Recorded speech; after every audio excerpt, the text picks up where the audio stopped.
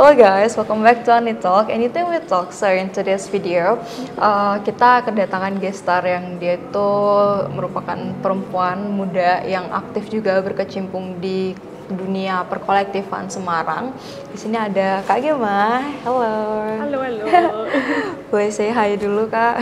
Hai, perkenalkan nama aku Gema. Ya, jadi Kak Gema itu manajer ya? Gema aja nggak apa-apa. Nggak usah ada Kak Gema ya. Aduh. Jadi Kak Gema ini seorang manajer ya di Kolabox. Mungkin boleh diceritakan dulu nih, kayak Kolabox itu apain sih? Terus ngapain aja di Kolabox biasanya? Ya, jadi Kolabox sendiri itu kita fokus kepada pertumbuhannya industri kreatif di Semarang. Fokusnya sih sebenarnya lebih ke SDM-nya ya, dan ke manusianya sendiri, dari connection-nya yang mereka dapetin, dari referensi yang mereka dapetin, opportunity apa aja sih yang bisa dikasih kepada mereka, dan juga pertumbuhan skills juga lah ya yang ada di situ. Makanya kami lebih fokus kepada space dan juga working itu adalah untuk nge-support mereka di bagian itu juga gitu. Oke, kalau untuk jadi konsep itu Kolabox menurut aku merupakan konsep yang menarik juga dan sangat embrace collective and community di Semarang gitu. Oke, next question tuh aku mau lebih kenal nih sama Kak Gema lebih dalam gitu.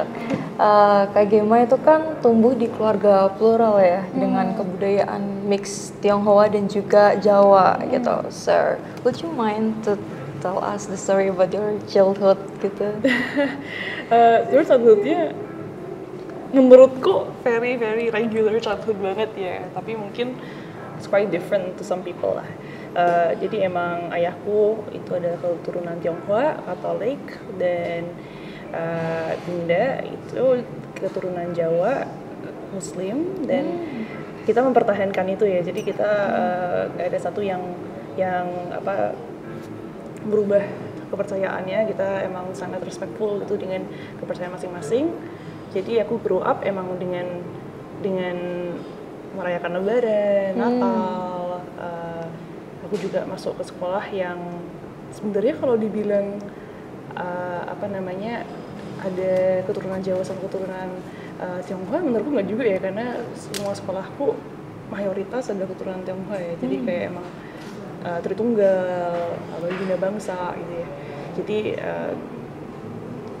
begitu childhoodku karena dari dulu mesti pakai bahasa Inggris ya, dari TK, SD, SMP, SMA gitu. Orang tua mungkin percayanya adalah bisa mastering English tuh would be really beneficial ya, atau helpful gitu di masa depan. Jadi emang aku masuk ke sekolah-sekolah yang gitu, yang dimana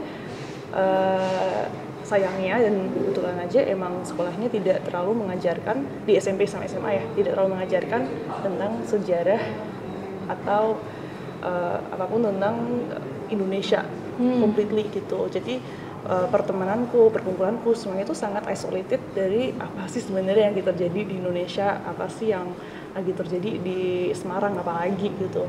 Kayaknya aku baru tahu Raisa tuh waktu masuk kuliah deh. Mungkin itu menjadi contoh yang baik ya. Waktu itu tahu Sheila on 7 aja kayaknya Bia nggak tahu deh waktu aku SMP. Gitu. Jadi nggak ngerasain jatuh cinta pakai lagu-lagu Sheila gitu? Jatuh cintanya dengerin Justin Bieber ya malahan. Galonya juga dia Should Be Me ya? Justin Bieber apalagi Maroon 5 gitu ya. Jadi emang kita ngikutin, dan juga nontonanku, entertainmentku semuanya sangat westernized gitu ya. Emang kebetulan aku grow up di mana ada Indovision dan lain-lain gitu. Jadi emang banyak banget pop culture Semarang atau Indonesia yang aku lumayan nggak connect gitu. Tapi that's quite interesting. Dari childhood Kak Gema gitu, terus the way you adopted, terus juga sekarang malah berkecimpung dengan skena Semarang juga kan, bisa relevan juga dengan pop culture di sini. Terus kayak boleh diceritain gimana perjalanannya menemukan suatu ilham? Ya oke. Jadi emang it takes some time ya. Aku bisa dibilang emang quite awkward kalau waktu berbicara atau berkomunikasi sama orang-orang yang Semarang atau Indonesia yang mungkin bukan grow up similar sama aku gitu ya. Contohnya waktu aku lulus SMA, aku coba punya internship atau sebelum masuk kuliah gitu kan ya. Itu tuh rasanya susah banget gitu bisa ngobrol-ngobrol sama pekerja-pekerja lainnya. Kayak emang mungkin kita tahu ya semuanya kayak ada satu orang yang emang mungkin kesannya kayak hidup di dunia lain atau apa, yang rasanya tuh ngomong tuh kayak ini anak gak tau apa-apa gitu. Saking gak tau apa-apanya. Jadi emang sampai masuk ke kuliah itu baru aku mulai bahasa Indonesia aku bakal mulai apa sih?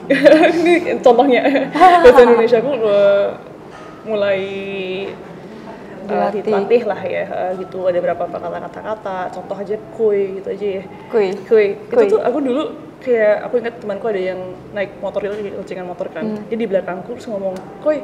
Terus aku tuh kayak ngomong, kamu aneh banget sih, kamu ngomong bahasa apa gitu. Aku inget gitu kayak hal seperti itu ya. Jadi emang itu butuh transisi yang lumayan panjang lah untuk biar aku berani gitu untuk bisa relate atau bisa bikin koneksi sama orang-orang yang mungkin grow up di situation yang beda sama aku gitu. Waktu aku kuliah itu aku mulai baru ada appreciation gitulah dari budaya-budaya pop culture Indonesia as a whole. My favorite artist jadi Kunto Aji, jadi mulai ke-expose lah ya dengan hal itu. Dimana waktu aku keluar negeri, satu hal yang aku mesti kangenin itu adalah something pop culture yang ada di Indonesia gitu. Kayak aku malah jadi lebih jatuh cinta sama budaya-budaya atau manusia-manusia yang ada di Indonesia, dan aku mesti kayak pikir wah kangen sih sama Semarang gitu, kangen sama Semarang gitu. Dan waktu ke Semarang aku sadar sebenarnya tuh aku grow up isolated banget kan ya. Jadi sebenarnya aku tuh nggak tahu gitu kayak di Semarang tuh ada apa aja sih, kayak sekarang tuh cruise-nya, seniman-seniman Semarang tuh siapa aja sih. Itu tuh waktu itu masih sangat disconnect lah, dan karena belum pernah tahu, belum pernah ke-expose. Dari situ mulai aku penasaran dan mulai turun-turun untuk kenalan gitu kan dengan orang-orang. Dan aku kasih kredit juga sih sebenarnya kepada Kak Jamie dari Savaro itu, gimana dia pernah ngomong ke aku, Gem, kamu harus turun dari gunung deh gitu. Kayak kamu harus harus touch grass gitu, harus benar-benar ngobrol-ngobrol sama orang-orang. Dan aku lumayan take it quite to heart gitu, kayak oke, betul sih kayak emang harus mulai ngobrol-ngobrol. Dan waktu itu aku masih takut banget ya, karena aku takut gak connect gitu. Jadi aku sampai bawa kakakku, aku sampai bawa orang, karena aku takut nanti bahasaku aneh banget nggak ya, ini orang bakal nggak connect nggak ya sama aku, atau aku bakal paham nggak ya maksudnya mereka gimana. Jadi aku awal-awalnya sampai situ mulai kenal-kenal, dan tahu-taunya ada berapa banyak yang isu-isu yang ada di Semarang yang aku belum pernah tahu dan sekarang tahu, dan menurutku sangat fascinating gitu. Kok bisa sih kayak gitu. Dan dari situ malah aku jadi ada rasa jatuh cinta dengan Semarang gitu. Sir, aku tertarik juga sih tadi sama jawaban dari Kak Gemma, kayak why do you think that it's important buat connect lagi ke Semarang ketika aku nggak tahu sih gimana kehidupan kakak sebelum kayak sekarang gitu, waktu masih zaman isolated gitu. Apakah udah nyaman atau gimana living in your bubble? Terus why menurut kakak tuh penting untuk keluar dekat lagi gitu ya. Jadi emang aku kalau ditanyain am I comfortable in that bubble, not really gitu. Aku sangat-sangat gimana ya, aku di bubbleku tuh bisa dilihat sebagai orang aneh gitu, karena aku ada rasa cinta dengan budaya-budaya Semarang yang banyak orang tuh sebenarnya nggak peduli gitu di circleku. Contoh aja pakai kebaya aja dulu ya di waktu SMP gitu, itu sesuatu yang sangat aneh gitu untuk bubble itu. Mereka kan biasanya pakai pacipau gitu ya. Dan apalagi aku emang keturunan Bunda yang dimana Jawa sama Muslim, itu tuh ada sesuatu yang aneh juga gitu untuk waktu itu di bubbleku gitu. Itu tuh yang aku ngerasa bikin aku lumayan tidak connect lah gitu.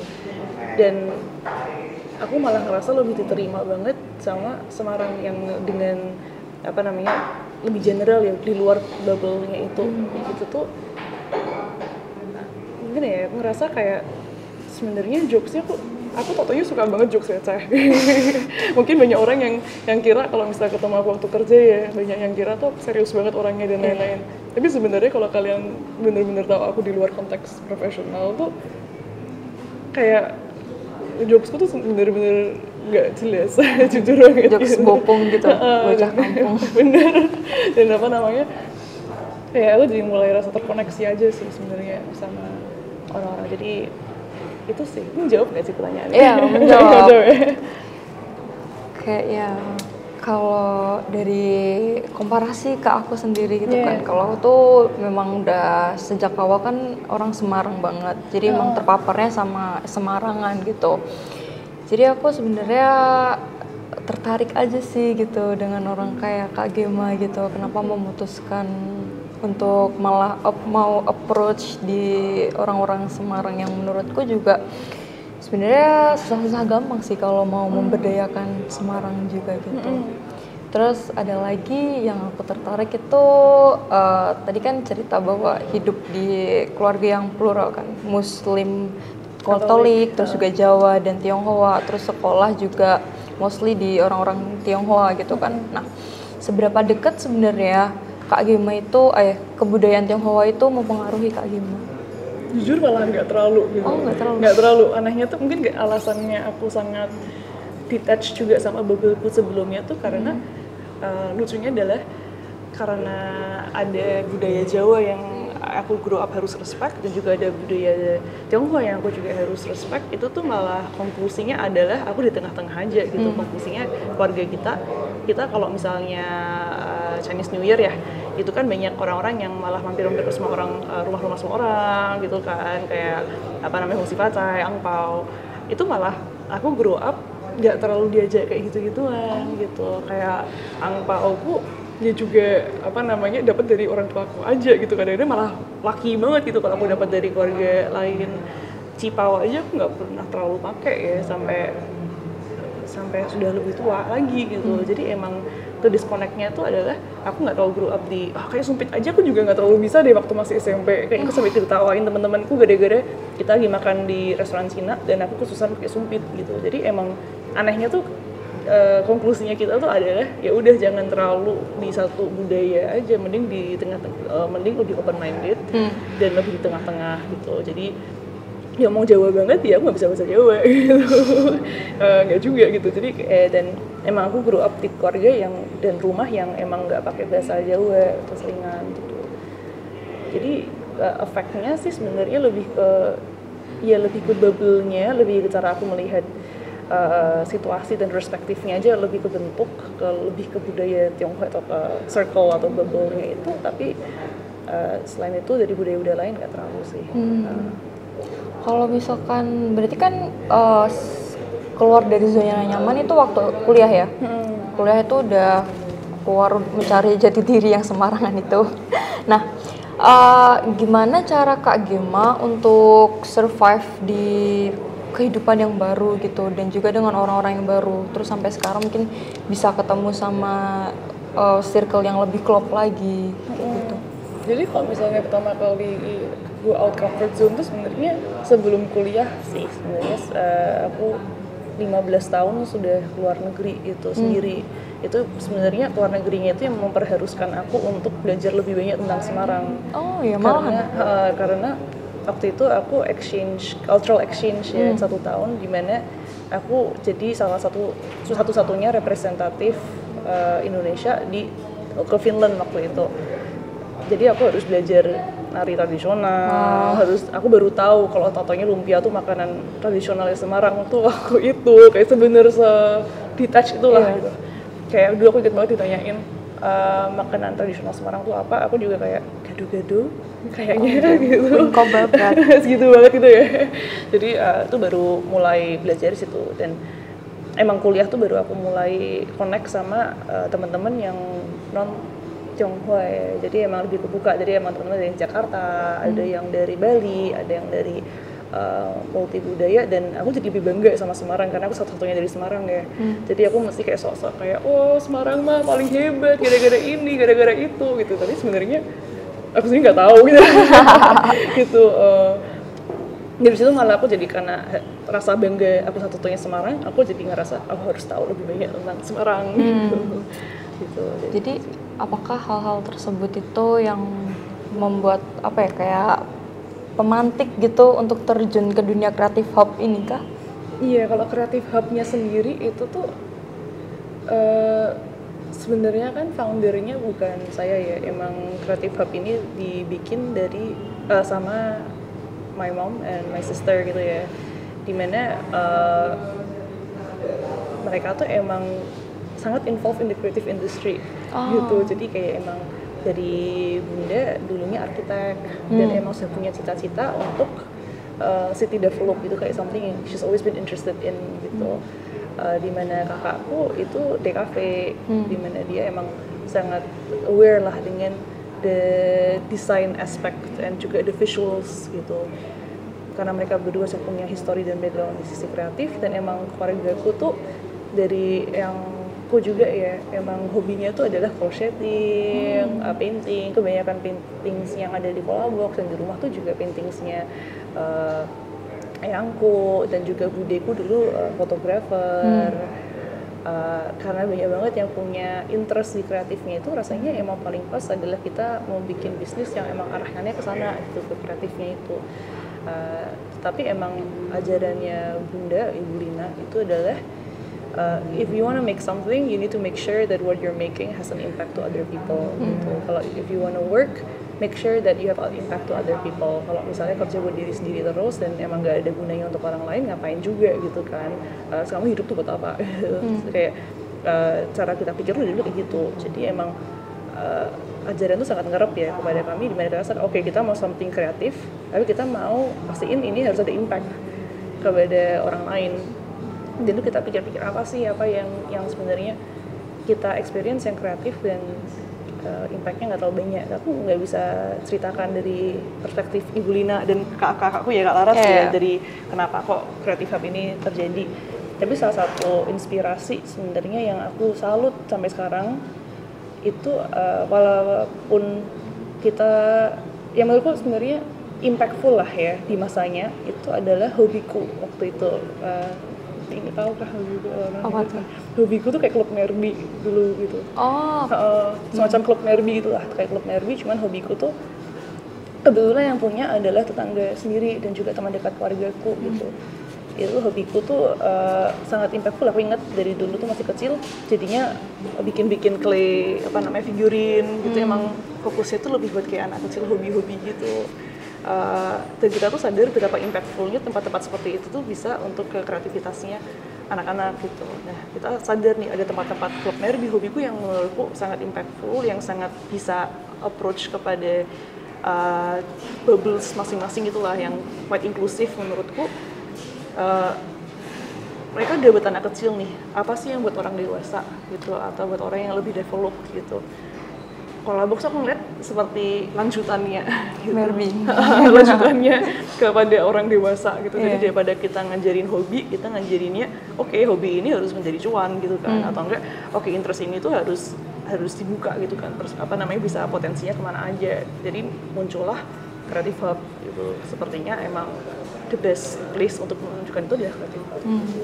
Berarti sebenarnya dari kecil emang udah terpapar oleh dunia seni-seni gitu ya. Bener.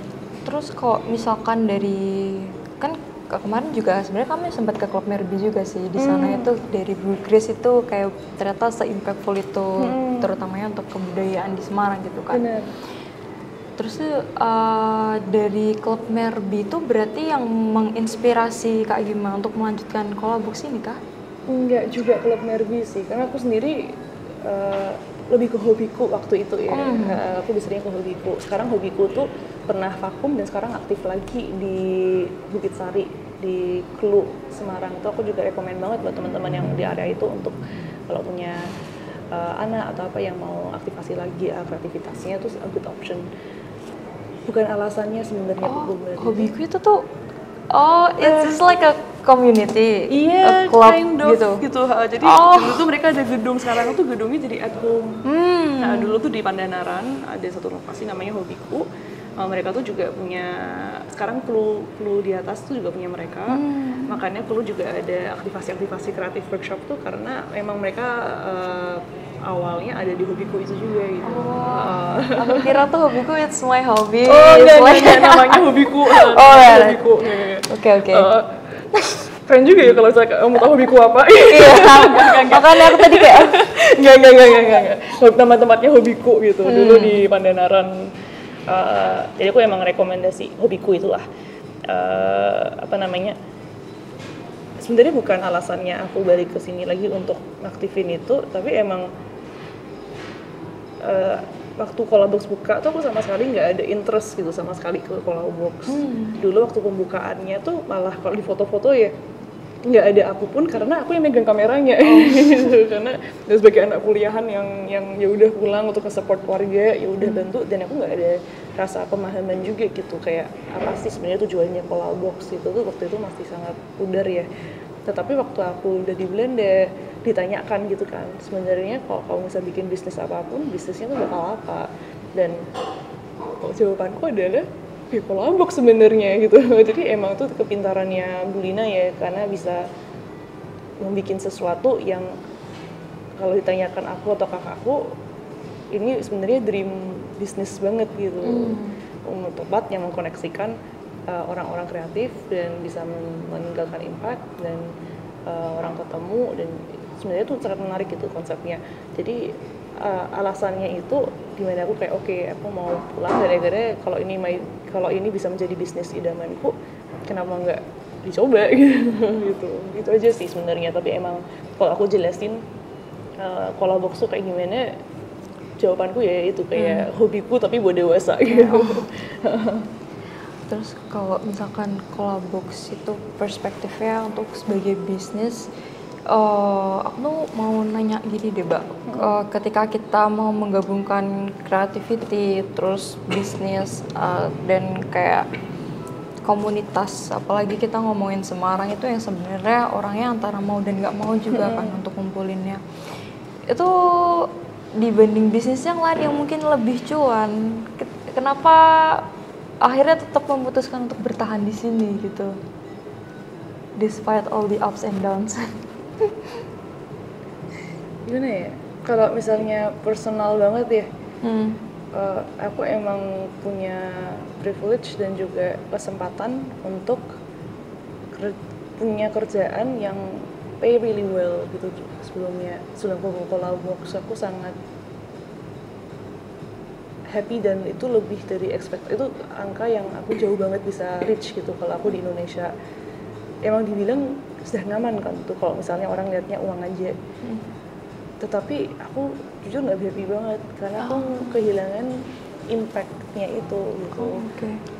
Aku dari kerja dan pulang kerja pikiranku adalah oke, I did the bare minimum atau kayak apa yang di expect dari aku.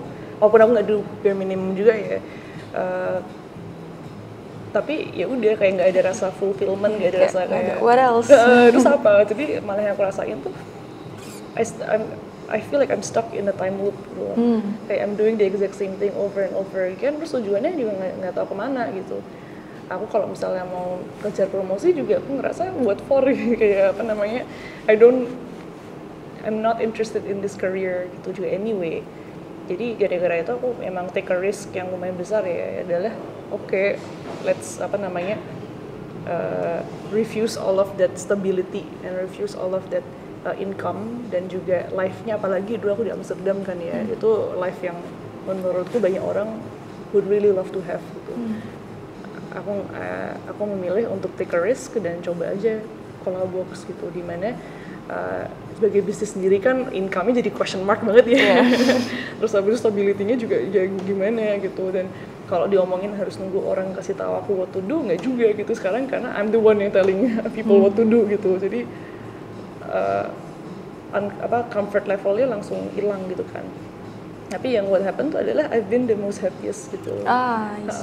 Kayak aku jadi sadar emang ya walaupun uang everything sebenarnya penting gitu kan, karena kita emang butuh kehidupan yang baik, kita butuh rumah, kita butuh makan, kita butuh bisa keluar-keluar sekali-sekali. Aku sadar kayak sebenarnya aku I need so much more than that gitu loh, kayak money is not everything juga. Jadi despite all the gambling games yang sekarang lagi dilakuin, itu yang dicari sebenarnya katarsis ya. Kayak Katarsis gimana? Katarsis itu kayak gimana ya? Kayak pemuasan jiwa gitu loh. Kind of ya. So I think that apa yang diomongin ke your mom, ke Kak Gima itu contribute a lot. Jadi kayak, jadi iya, moral, jadi value banget gitu ya. Jadi value banget. Gimana caranya bikin impact untuk orang lain kayak gitu ya, and that's what you're doing now gitu. Gitu, emang kebetulan itu jadi sebuah salah satu core valuesku yang emang dari dulu kerjaanku jadinya aku harus cari that one thing gitu loh, apakah ini akan impactful kepada orang lain atau enggak, walaupun sebenarnya impactfulnya mungkin nggak se-impactful possibility-nya Colabox ya, walaupun aku sekarang ngerasa Colabox masih dalam starting banget, kita emang belum, we're nowhere close to kayak apa namanya the stage I want it to be, and kayak impact-nya yang aku pingin kasih, tapi kayak perusahaan-perusahaan sebelum-sebelumnya tuh aku kayak cari, oh ini apakah kerjaanku bakal fokus kepada sustainability.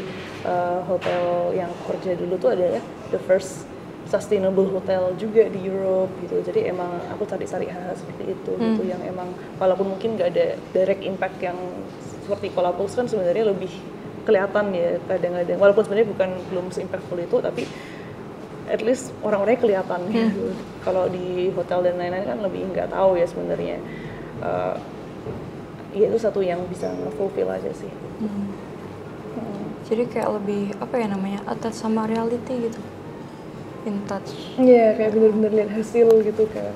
Kalau misalnya kerja di korporat kan nggak terlalu kelihatan kadang-kadang. Terus kalau kan Kak Gema itu pernah kuliah di Belanda kan ya. Itu gimana? Apa ya? Terus juga selain kuliah kan juga ada pengalaman kerja nih di Amsterdam tadi kan. Nah, gimana cara membuat, apakah pengalaman-pengalaman yang didapat di Belanda itu di-apply di Colabox juga kan? Oh ya pasti. Ya, dan gimana itu contribute to Colabox?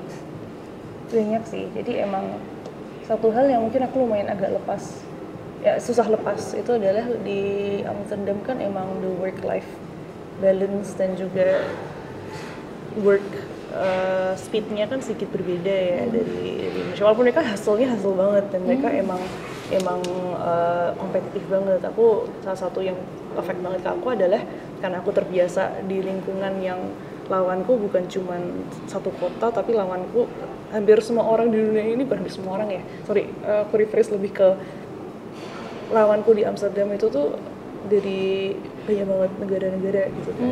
Banyak yang dari orang Australia yang mau pindah ke Amsterdam, apalagi Amsterdam kan punya reputasi yang emang sangat fun gitu ya. Jadi emang kesannya tuh emang kayak karena kompetisinya sangat itu, kita kayak modelnya yang punya mindset if I don't deliver I'll get replaced gitu. Kayak cari orang untuk ngelakuin apa yang aku lakuin itu gampang banget gitu. Mindsetnya gitu. Jadi aku punya mindset itu di sini kepada kita semua gitu, adalah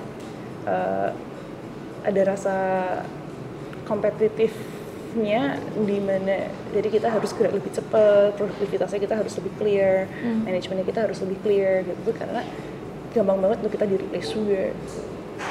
Itu sih ada unsur-unsur itu, tapi juga ada work life-nya di mana aku juga respect orang-orang tuh kerja tuh buat cari uang dan bukan kehidupan mereka gitu. Jadi aku ada unsur-unsur di mana aku melihat mereka bukan sebagai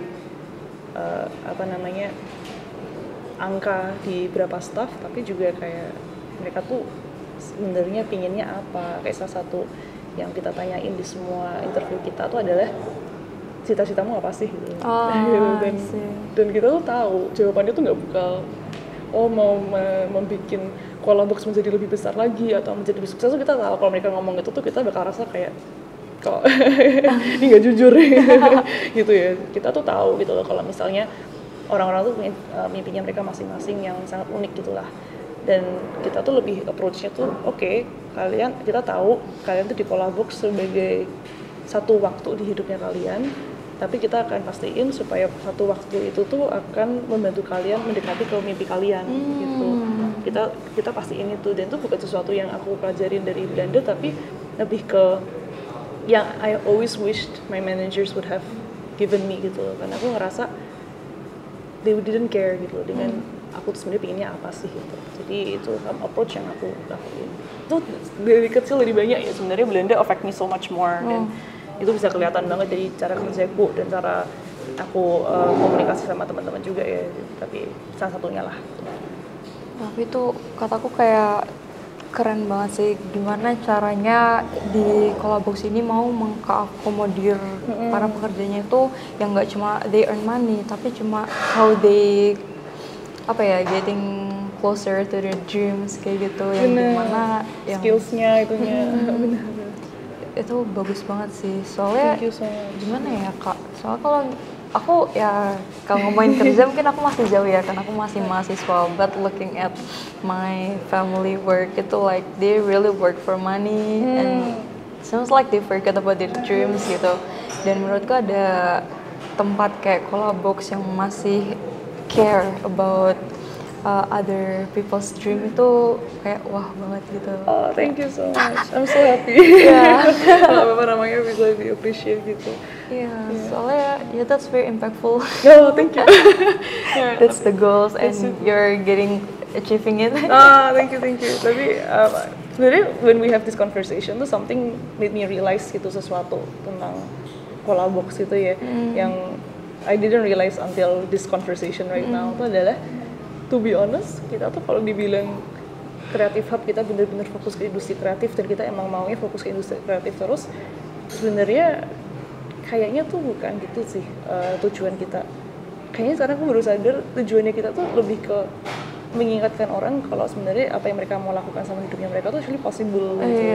Aku baru sadar sekarang, kayak walaupun itu mau di seni rupa atau walaupun itu mau menjadi koki atau walaupun itu menjadi engineer, engineer ada banyak possibility ya, cuman maksudnya kayak mau jadi coding atau apapun ya sebenarnya dilepas industri kreatif pun I think kita sering mengakomodir itu juga. Jadi aku baru sadar sekarang sebenarnya ini sambil ngomong sambil aku kayak epiphany gitu.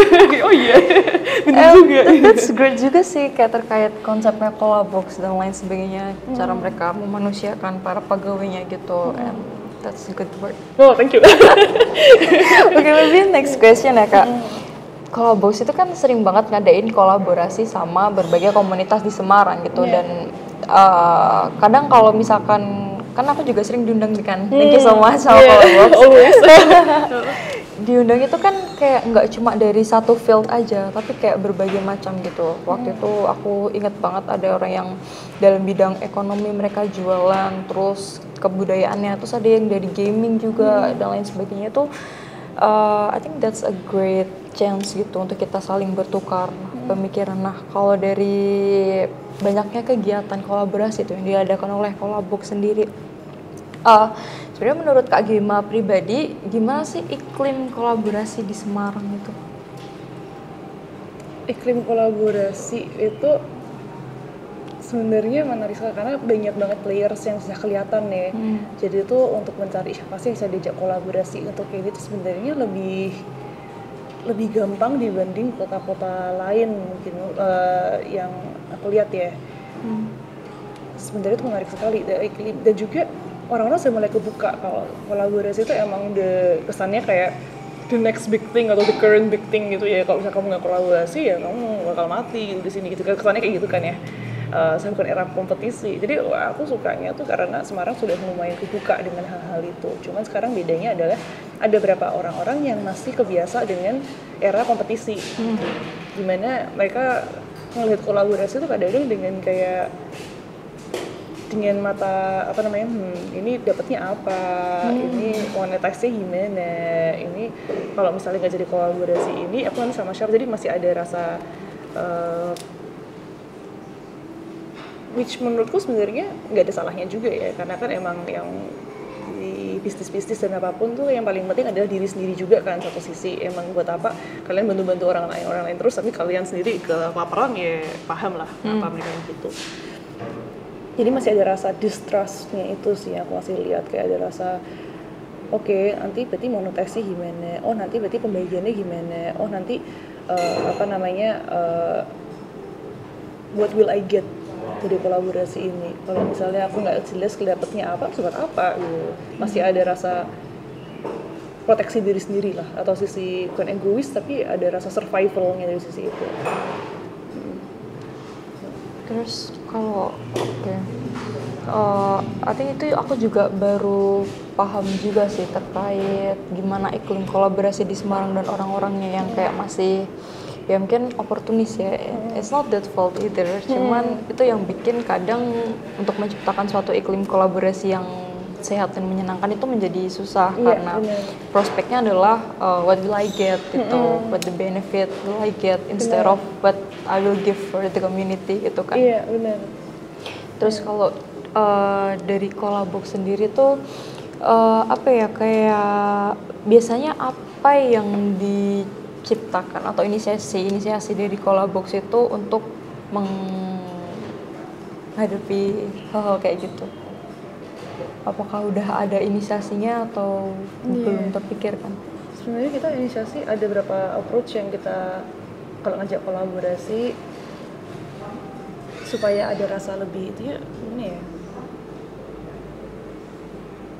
kita transparan banget sih sama niat kita apa dan kita transparan dengan semua selek-seleknya juga, monetize-nya gimana, kita pendapatannya bakal kayak gimana. Kita lumayan transparan dengan hal itu yang bikin orang jadi ada rasa trust juga gitu ya kepada kami. Dan kalau misalnya mereka belum ada trust kepada kami, ya kita coba buktiin juga gitu. Kayak kita juga usahain sekali kolaborasi, walaupun kolaborasinya tidak terlalu size-nya atau bukan terlalu besar ya, walaupun kolaborasi kecil pun kita usahain supaya always give our best effort gitu. Setidaknya kita emang mungkin nggak bakal perfect ya gitu. Bukannya kita bakal berarti nunjukin sesuatu yang sangat istimewa, wow banget, itu enggak. Tapi karena kita belum tahu aja, kita belum belajar aja. Kita transparan dengan kita emang very growing, kita growing juga, kita emang belum tahu perfectnya gimana, dan karena itu kita butuh kalian gitu. Kita butuh orang-orang kolaborasi ini supaya kita tuh belajar bareng. Dan itu lumayan approach yang honest dan transparan itu menurutku ngebantu banget dengan kolaborasi kami, karena yang paling aku sadar matinya kolaborasi itu tuh waktu ada yang diupetkan. Gitu, iya. Jadi kayak sebenarnya tuh dengan kolaborasi ini aku bisa dapat segede ini, tapi aku nggak bakal kasih tahu gitu. Padahal sebenarnya ini cuma benefitnya ke aku doang gitu, tapi aku nggak bakal kasih tahu gitu. Kan sekalinya ada unsur-unsur kayak gitu tuh kolaborasi nggak akan jadi gitu menurutku. Malah jadi saling seuzon gitu kan ya. Malah satunya jadi lebih nggak ada trustnya kan, jadi kayak ini beneran nggak sih, atau malah mereka ngerasa dipakai, atau mereka ngerasa kayak terus gunanya buat apa gitu aku effort kemarin gitu. Jadi kita rasa ada transparannya itu sih yang kita emang prioritaskan, termasuk keuangannya kita juga gitu. Jadi kalau pemasukannya kita dalam acara ini tuh berapa, kita juga jujur gitu. Kita nggak akan dari semua orang-orang kolaborasi kita tuh kita nggak ada shame gitu loh, dari kayak oh ya emang kita masuknya segini, kita tapi pasti kita segini, jadi emang kalau aku dapetnya segini, ya up to you gitu. Kayak kalau kalian mau ngelihat hal-hal kecil-kecilnya itu ya boleh, tapi kalian juga sadar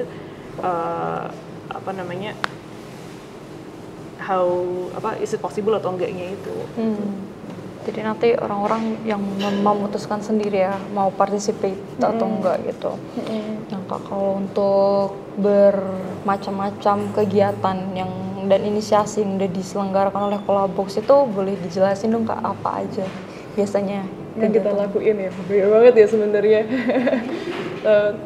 Aku jadi penasaran kalau misalnya kakak juga ditanyain hal itu tuh untuk ngejelasin peka kota, ngejelasin semua ini, itu tuh orang langsung paham gak sih, langsung nangkep gak orang-orang.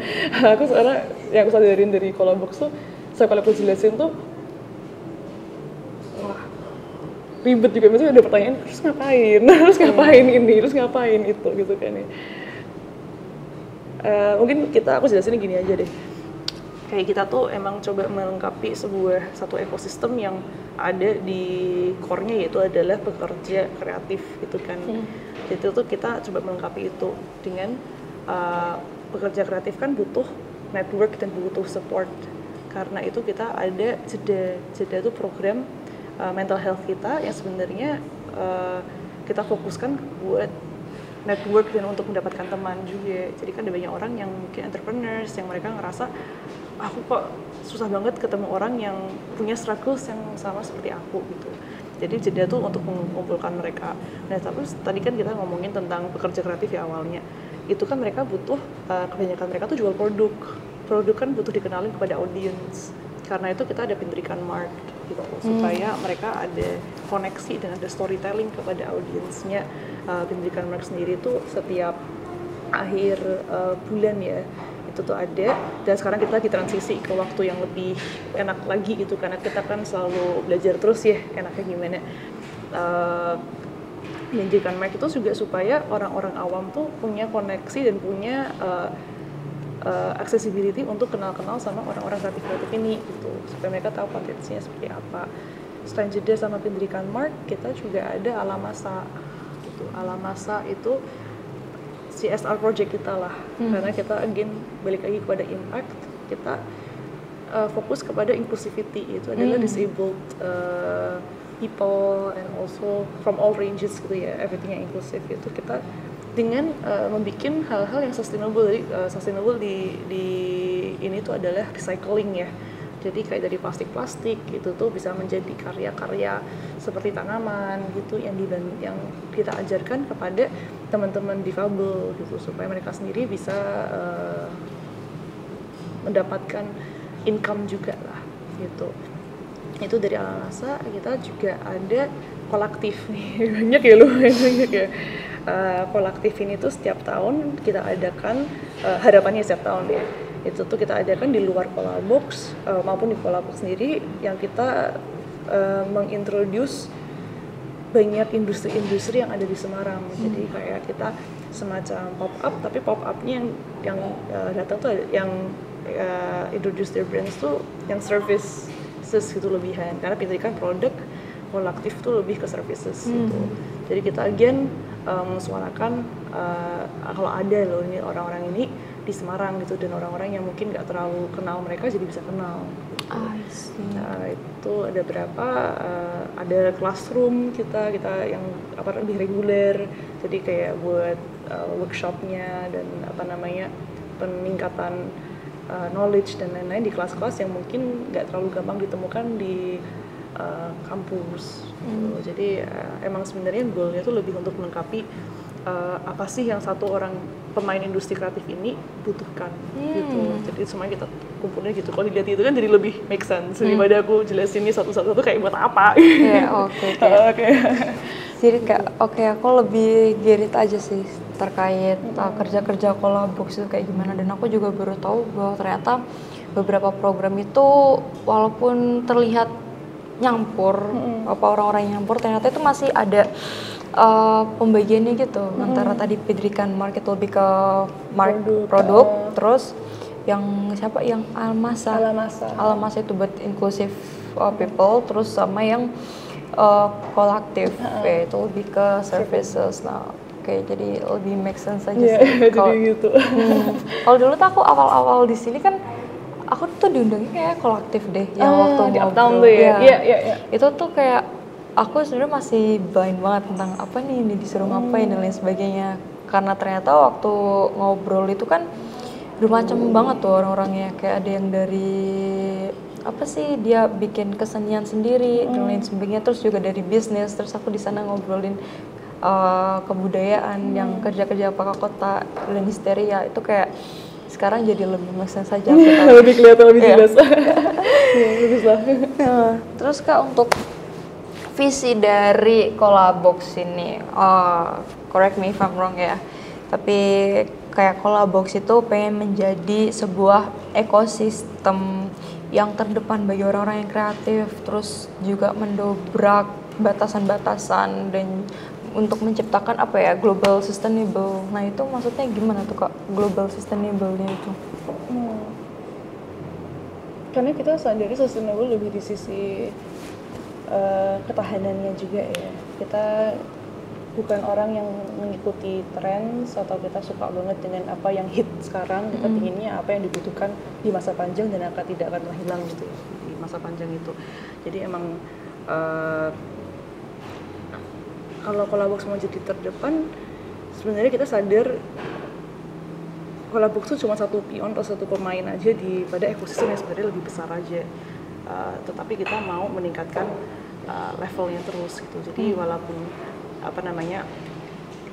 ekosistem mungkin sekarang di level ini, apakah terkelihatannya itu atau tidak, kita mau menunjukkan expose aja sih kalau sebenarnya ada these players dan ada this network dan bagaimana caranya supaya pemain-pemain ini itu tuh akan selalu ditingkatkan terus gitu sih. Kita harapannya lebih ke situ.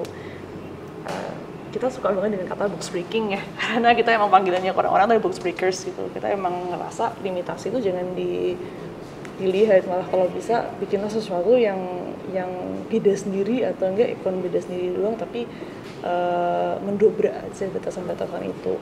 Jadi kita emang sangat suka lah dengan orang-orang yang berani gitu untuk melakukan hal tersebut gitu.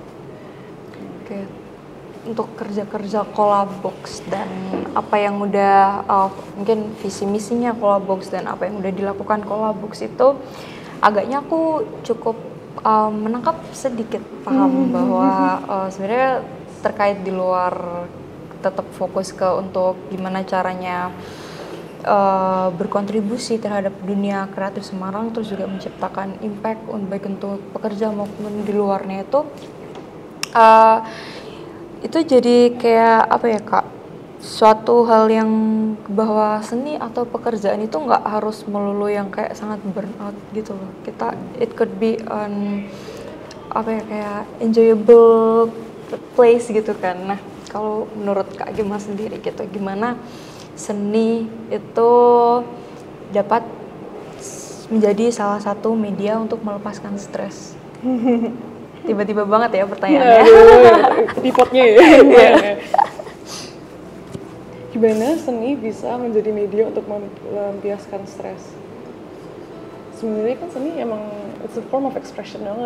Jadi kan emang kata-kata mungkin yang tidak bisa ditranslate sebagai kata-kata itu bisa ditranslate sebagai form lainnya. Sebenarnya aku melihat seni di dalam konteks ini tuh lebih memahami sebenarnya stresnya dari mana gitu, karena kadang-kadang kan orang-orang nggak tahu ya sebenarnya stresnya itu dari mana gitu. Jadi aku cuma tahu aku marah, aku cuma tahu aku frustrasi, tapi sebenarnya dari mana. Dan kadang-kadang tuh art itu bisa menjadi waktu dimana bisa dipakai untuk sambil merenung, sambil figure out sebenarnya untuk waktu diri sendiri, atau juga bisa find out closer, oh sebenarnya masalahku tuh di sini gitu. Yang aku sih ngeliatnya gitu ya. Gitu.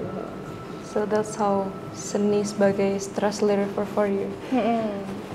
Terus kayaknya intermezzo aja sih. Aku tuh tadi kan Kak Gema kan bilang kalau di mana Belanda itu sangat work-life balance kan. Nah, what is your opinion terkait work-life balance dan gimana implementasinya di kehidupan kakak gitu?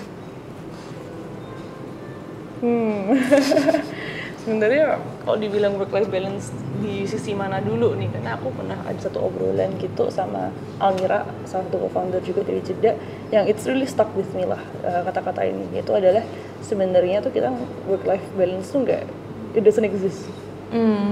Adanya work-life integration. Adanya kayak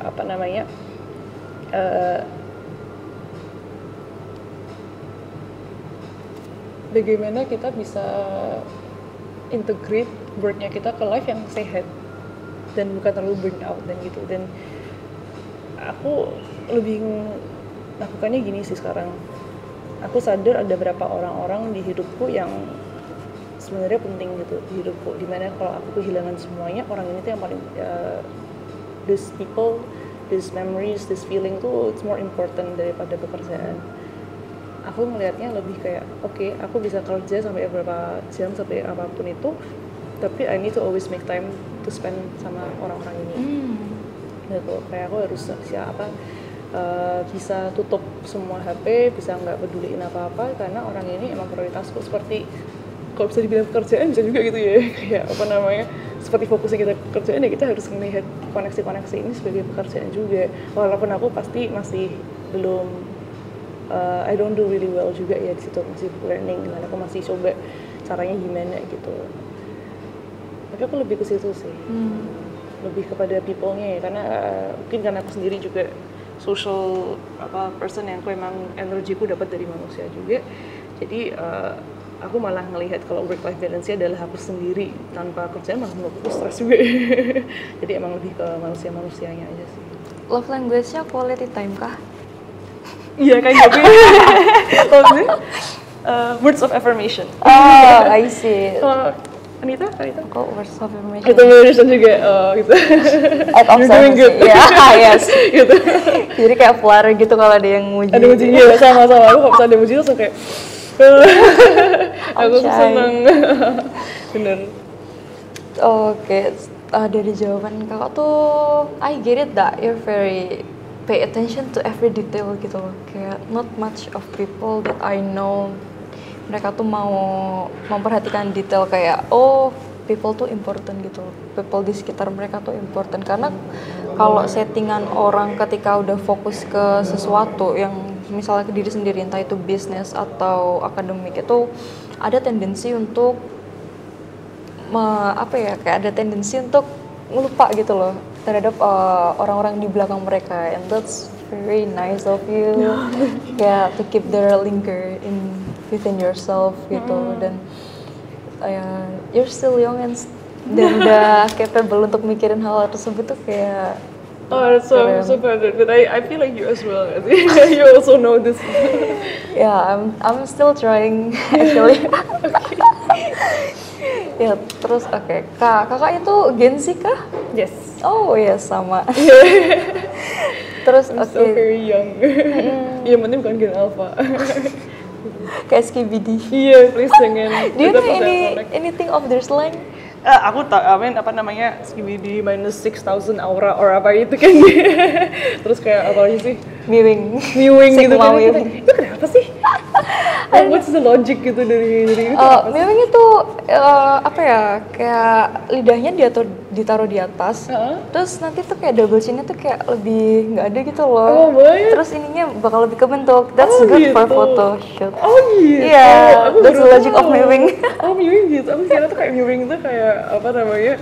Ya, you're showing off kayak your features are good gitu.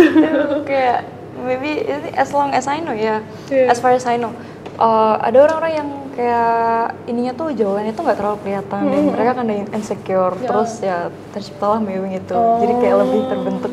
Oke, paham. Oke, baru tahu. Ya, tapi no, I'm very Gen Z sih masihan, kayak walaupun mungkin banyak orang yang. Do you feel like you're a Gen Z, kayak bener-bener Gen Z? Yeah, You feel like